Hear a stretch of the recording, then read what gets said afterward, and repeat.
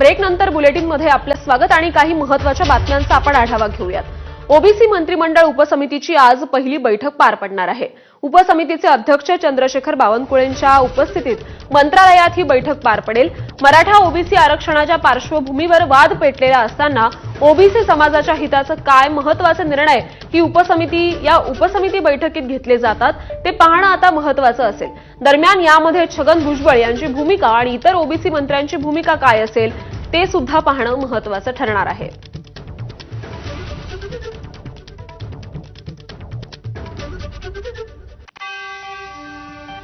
राज्य सरकारनं मराठा आरक्षणासंदर्भात 2 सप्टेंबर रोजी एक शासन निर्णय जारी केलाय। मराठा समाजाला कुणबी, मराठा कुणबी, कुणबी मराठा ही प्रमाणपत्र देण्यासाठी हा शासन निर्णय काढण्यात आलाय। मात्र या निर्णयामध्ये अनेक शब्दांवर ओबीसी संघटनांचा आक्षेप आहे। या निर्णयामधील काही शब्दांमुळे सरसकट मराठा समाज हा ओबीसीमध्ये येऊ शकतो अशी भीती व्यक्त केली जाते। त्यामुळे ओबीसीमधील लहान लहान घटकांचं मोठं नुकसान होऊ शकतं। त्यामुळे शासनानं काढलेल्या या निर्णयाबाबत स्पष्टता देण्यात यावी अशी मागणी छगन भुजबळ यांनी पत्राद्वारे मुख्यमंत्र्यांकडे केली आहे। ज्या अर्थी छगन भुजबळ मुख्यमंत्र्यांना पत्र लिहितायत, कोर्टात जातायत, त्या अर्थी सरकारनं काढलेला GR हा महत्त्वाचा आहे अशी प्रतिक्रिया मनोज जरांगेंनी दिली। तसंच सरकारनं हेराफेरी केली तर रस्त्यानं फिरू देणार नाही असा इशारा सुद्धा जरांगेंनी दिलाय। GR बाबत मुख्यमंत्र्याला पत्र लिहायला लागले तर याचा अर्थ ही GR मराठ्यांसाठी खूप महत्त्वाचा आहे, खूप चांगला आहे। मराठ्यांच्या पोरांचं आयुष्य, पूर्ण त्यांचं भविष्य याच्यात अवलंबून आहे आणि ते त्यांचं कल्याण होणार आहे। म्हणून यांनी कितीही देऊ द्या आणि मुख्यमंत्री 8 पानाचं देऊ द्या मुख्यमंत्र्याला आणि 800 पानाचं देऊ द्या।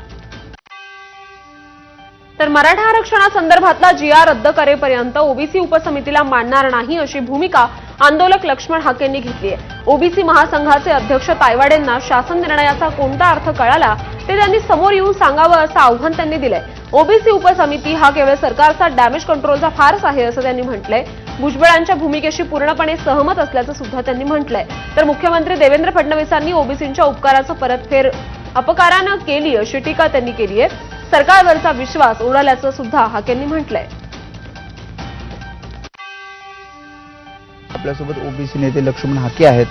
मी असं म्हणतोय की गट म्हणजे तायवाड्यांचा एक गट आहे, भुजबळ आणि शेंडगे एक प्रकारे लढतायत आणि तुमचं सुद्धा आंदोलन हे सुरू आहेत।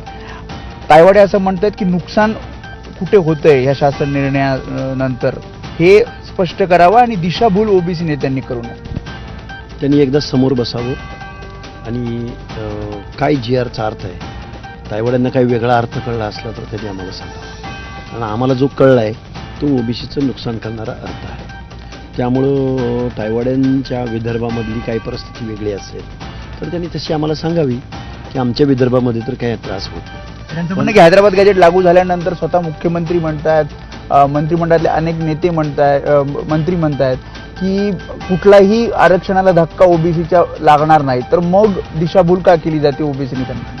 धक्का लागणार नाही असं जर कोण म्हणत असेल तर त्यांना मी एवढंच सांगेन की ह्या GR अन्वये अख्खा मराठा समाज पुढच्या महिन्यात 1.5 महिन्याच्या कालावधीमध्ये ॲफिडेव्हिटद्वारे, कुणबीकरणाद्वारे आणि या GRद्वारे ओबीसीमध्ये समाविष्ट झालेला असेल। छगन भुजबळ कोर्टात जाणार आहेत, त्यांच्या भूमिकेबद्दल तुमचं काय म्हणणं आहे? मी त्यांच्या भूमिकेशी 100% सहमत आहे आणि ते आमचे आदरणीय शीर्षस्थ नेते आहेत।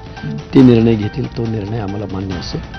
पण वाईट या गोष्टीचं वाटतं की शासन दरबारी आम्हाला आता कोणी न्याय देईल असं आम्हाला वाटत नाही।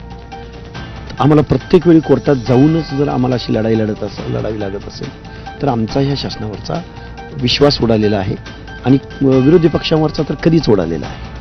आम्ही विरोधी पक्ष नको, ज्यांना जरांगेंना ज्यांनी मोठं केलं, पाठिंबा दिला म्हणून आम्ही दगडापेक्षा वीट मऊ म्हणून आम्ही महायुतीच्या बाजूने ठामपणे उभं राहायचा निर्णय घेतला।